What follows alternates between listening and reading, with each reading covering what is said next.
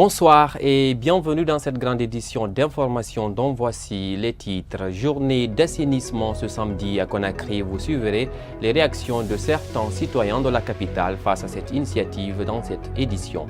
Comment lutter contre l'ethnocentrisme en milieu scolaire? La question inquiète plus d'un raison d'une rencontre dans une école de la place. Contestation populaire vendredi en Algérie suite à l'annonce du président Abdelaziz Bouteflika de briguer un 5e mandat. C'était là les grands axes du journal. Les détails dans un instant.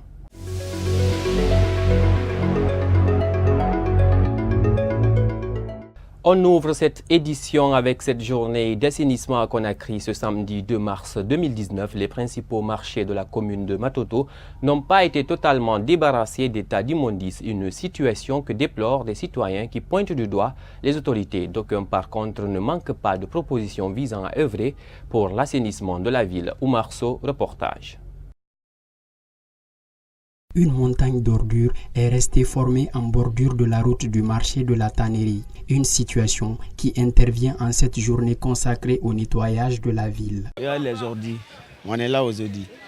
Ils ont bloqué la route, les gens n'allaient pas là où ils vont aller, mais regardez, tout le monde fait ce qu'il veut. Normalement, si on dit assainissement, tout le monde est obligé de ramasser, de balayer la route. Tout le monde, c'est vous, la rentrée de coups, tout. Au niveau du rond-point de la tannerie, par contre, une équipe de jeunes s'attelle au balayage et au ramassage des ordures. Dans le cadre du programme du gouvernement d'assainissement de la ville de Conakry, en tant que citoyens, nous participons à cette activité citoyenne. Alors, chaque dernier samedi du mois, les scouts se retrouvent dans un endroit pour assainir avec nos propres moyens. Le grand marché de Matoto ainsi que celui de Anta par contre, le constat est tout autre. Des machines et camions sont à pied d'œuvre dans le curage et la collecte des ordures. Pour des citoyens, l'idéal serait de penser à confier cette mission d'assainissement aux structures privées. Des campagnes d'assainissement, c'est de la mamaya. Nous, on préfère que l'État donne la gestion des ordures à des entreprises privées qui pourra faire l'affaire là. Ces déchets solides et liquides sont le plus souvent déversés au bord de la chaussée avant d'être ramassés. Si d'aucuns dénoncent la manière dont cette opération d'assainissement est menée, d'autres par contre saluent l'initiative mais invoquent l'impact au niveau de la mobilité des citoyens. Ça crée des complications au niveau des citoyens parce qu'il n'y a pas de voiture.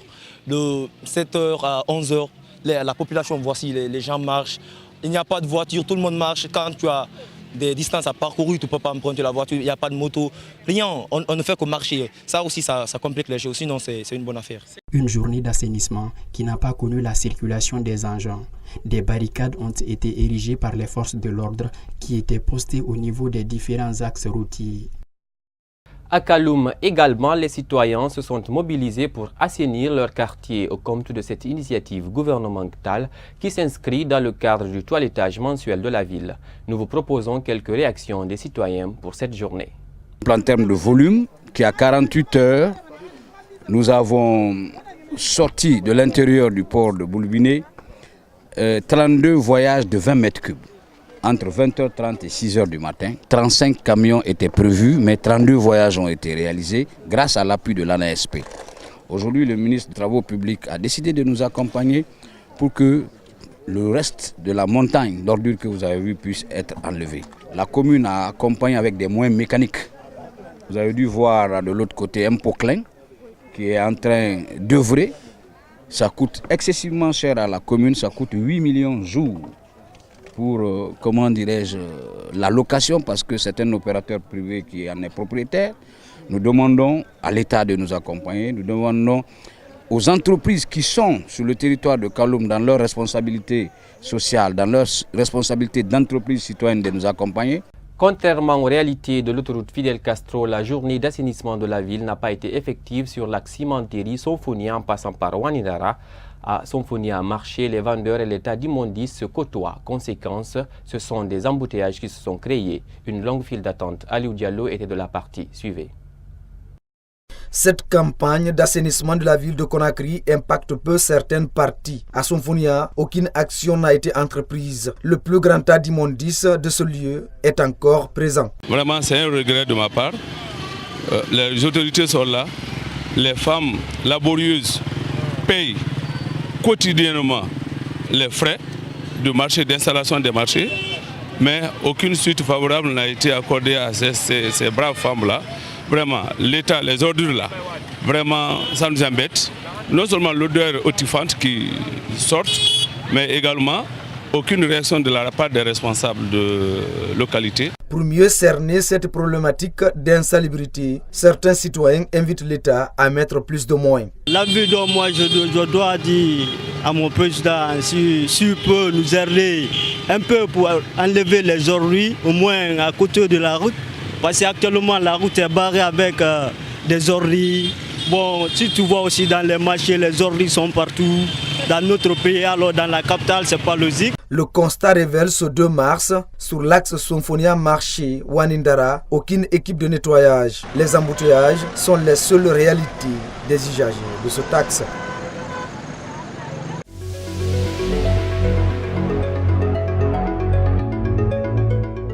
Dans un autre registre, la lutte contre l'ethnocentrisme en milieu scolaire, une préoccupation des responsables de certains établissements d'enseignement de la capitale.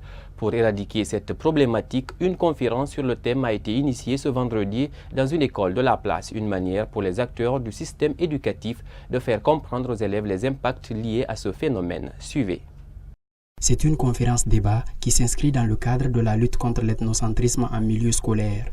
Une rencontre d'échange au cours de laquelle des stratégies ont été élaborées afin d'indiquer le phénomène. Avec la situation qui se détériore, il est question qu'à tous les niveaux, chacun sorte les vrais arguments pour barrer la route au communautarisme, à l'ethnocentrisme. Ce qui fait qu'on a été motivé de venir animer cette conférence dans cette école. Parce que l'école, c'est la famille. Les enfants doivent grandir avec les belles idées. Et ces idées, elles doivent être partagées dans les milieux scientifiques comme l'école. C'est pourquoi on a abordé beaucoup de thèmes, notamment liés au nom des familles, notamment liés au côté cosmopolite. Pour les encadreurs, cette initiative vise à contribuer à l'émancipation et au développement de la Guinée dans le domaine éducatif. Depuis le temps, nous avons constaté dans des écoles que ce thème est un thème indispensable parce que dans les écoles, les élèves, les enseignants également avaient commencé à faire sentir les prémices de l'ethnocentrisme. Également, le pays, nous avons constaté ces 10 dernières années que notre pays, n'est-ce pas, avait aussi ressenti ces prémices de l'ethnocentrisme. Donc, étant guinéen et la Guinée m'a vu naître, donc on a décidé, mes enseignants et moi, plus la direction, aujourd'hui d'organiser une conférence, certainement notre façon aussi de contribuer pour l'émancipation et le développement de ce pays, et tenir cette conférence pour pouvoir sensibiliser et s'il faut même freiner, n'est-ce pas, ce fléau qui est en train de prendre l'ampleur de notre pays. Des heures de débat qui ont permis aux apprenants de tirer des leçons par rapport à la thématique. Je viens de constater que l'extonatrisme en Guinée, c'est quelque chose qu'on doit mettre fin. On doit mettre fin et on doit changer. Et je demande aussi à la population guinéenne, tout le monde doit changer sa manière de vivre. Et je sais que c'est quelque chose qui n'est pas, c'est malheureux, qui n'est pas bon pour notre pays. Nous devons mettre fin à tout cela. Nous devons donner les mœurs dans les mains. Non seulement que nos choses, on ne doit pas mettre en tête que nous ne sommes pas de même ethnie, non. La Guinée est une famille, nous devons vivre tous en famille, quoi. Un débat d'idées qui s'est fait en présence des élèves, enseignants et parents. Les partisans du président sénégalais nouvellement réélu Macky Sall continuent de célébrer la victoire de leur candidat au premier tour de l'élection. Les chiffres publiés par la Commission nationale de recensement des votes montrent que le président sortant a remporté le scrutin dimanche avec 58,27% des voix. Les candidats de l'opposition ont déclaré qu'ils rejetaient le résultat, mais qu'ils ne le contesteraient pas. Des partisans que je vous propose de suivre sur ce micro. Macky, aujourd'hui, ils ont le triomphe assez modeste. Hein, parce qu'à vaincre sans péril, on triomphe sans gloire. Hein. Alors là, ils ont fait profil bas. Parce qu'ils savent que cette victoire-là, Macky a gouverné ce pays avec beaucoup d'arrogance, avec une fermeté basée tout simplement sur la répression. Éliminer ses adversaires politiques les plus crédibles, notamment Khalifa Sall. Karim, lui, si Karim existe, c'est parce que c'est le fils d'Abdoulaye Wade, point barre, hein, il n'y a pas autre chose dedans. Hein. Par l'instrumentalisation de la justice sénégalaise, une justice qui était respectée parce que des magistrats compétents, avec un haut niveau d'expérience et d'instruction. J'en veux pour preuve le président Kebamba que vous n'avez pas connu, qui est décédé, et qui faisait de l'éthique son bréviaire.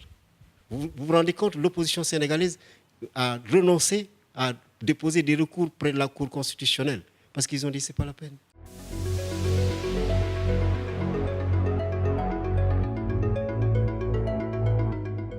Sur le continent, en Algérie, les manifestations inédites du vendredi 1er mars contre un 5e mandat du président Abdelaziz Bouteflika font la une de presque toute la presse ce samedi. C'est une immense foule compacte qui est descendue dans le centre-ville d'Alger. Pancartes, drapeaux et téléphones portables brandis à bout de bras, alors que les autorités n'ont pas fait de commentaires sur ces manifestations, même si le ministre de l'Intérieur s'est rendu au chevet des blessés. Les journaux algériens appellent le régime à écouter les manifestants. Suivez à présent les réactions de quelques manifestants. الشعب الجزائري حبوا يكرهوا لنا حياتنا يا شعب باش نهربوا كامل نهربوا لا شكا في البوطيات ولا نهربوا في الطيارات وماناش هاربين وماناش سامحين في الارض هذه ماناش سامحين فيها والجزائر ديالنا ماشي ديالهم هما اللي يروحوا ماشي حنا اللي نروحوا بيان سور كان ما عنديش اسبوار باش تبدل الحاله ما نخرجش بيان سور راني خارج اليوم باش تبدل الحاله ماشي غير لا 5 يا موندا رانا حابين السيستم كاع يروح كاع سيستم ديغاج حنا خرجنا انا واحد خرج على جال ولادي داكور حنا عشنا درنا لاشين مونوبري حضرنا 88 حضرنا 90 حضرنا لا ديسيني نوار بليس 20 طون تاع هذاك اللي راه قاعد دونك دركا سي بون لو شونجمون 260 وانتم دايرين هكذا سي بون الشعب مرك اوني با ديزيليتري بوا سلام عليكم. Toujours sur le continent, au moins 19 personnes ont été tuées dans une attaque d'envergure des islamistes radicaux Chebab à Mogadiscio, débutée par l'explosion d'une voiture piégée près d'un grand hôtel et suivie d'un siège de près de 22 heures. Des forces de sécurité contre un commando retranché dans un bâtiment adjacent. Deux témoins racontent plutôt le siège de près de 22 heures qui a suivi l'attaque des islamistes radicaux Chebab à Mogadiscio. Suivez. Alhamdulillah.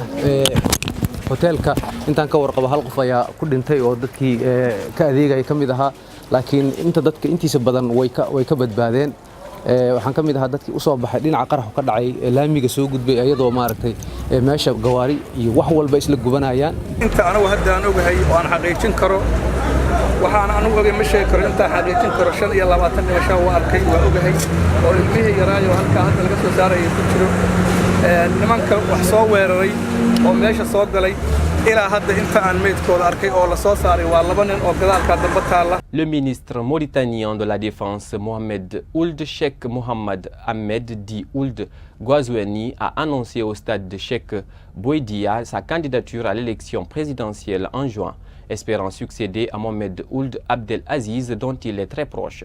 Mesdames et messieurs, c'est cet élément qui met fin à cette grande édition d'information. Merci à tous de l'avoir suivi. Excellente suite de programmes sur Star 21. Très bon week-end à tous. Au revoir.